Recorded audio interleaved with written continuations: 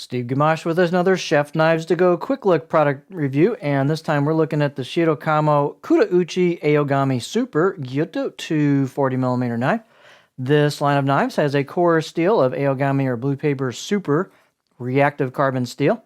The heat treat's about 63 to 64 Rockwell on that, and the construction is a Kudauchi coated, blacksmith finish coated iron reactive cladding over the top of that Aogami Super. So this is an all reactive blade. There's no stainless. The Kudauchi finish on this is matte but smooth. It does have chiseled kanji on it, but those are a little hard to see with that Kudauchi finish. The weight on the knife is 6.9 ounces, 197 grams. Blade length on this particular sample, and these will vary a little bit because they're all handmade, is about 244 millimeters, 9.6 inches. Overall length around 400 millimeters.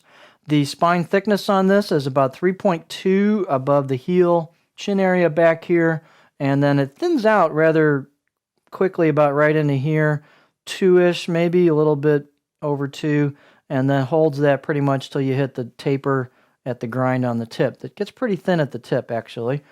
The blade height is 54 millimeters.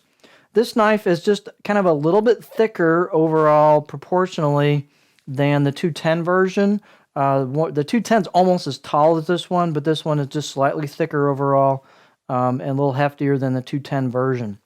The handle type is octagonal ambidextrous rosewood handle, black packawood ferrule. Nice fit and finish on that. About 3-inch circumference right here at the junction. And let's take a close-up look at it.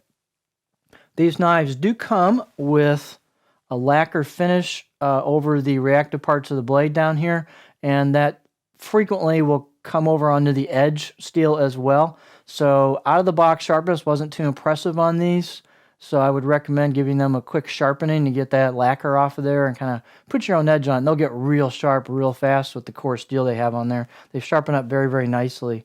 But if they're not very sharp out of the box, that's because you've got some lacquer on the edge.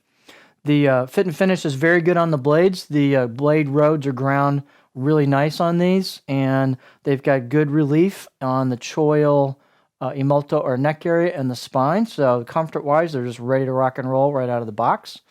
And they have a fairly thin grind at the edge, so they've got a pretty good combination of performance with a little bit of convexing for some reduced sticking on product. And let's take a look at what they're going to look like on our cutting board here in the edge profile. So here's the edge profile in the long view, and this one has a bit of a flat area towards the heel and a little bit of belly towards the tip, so kind of a versatile profile. Let's look at it on our board. So it flows into, it's got a little bit of a back belly to it, back right at the heel, so it doesn't have a huge long flat spot. If you did a little bit of your own work on knives, you could tweak that just a little bit and give yourself a longer flat spot at the heel without too much trouble, I think, on this one.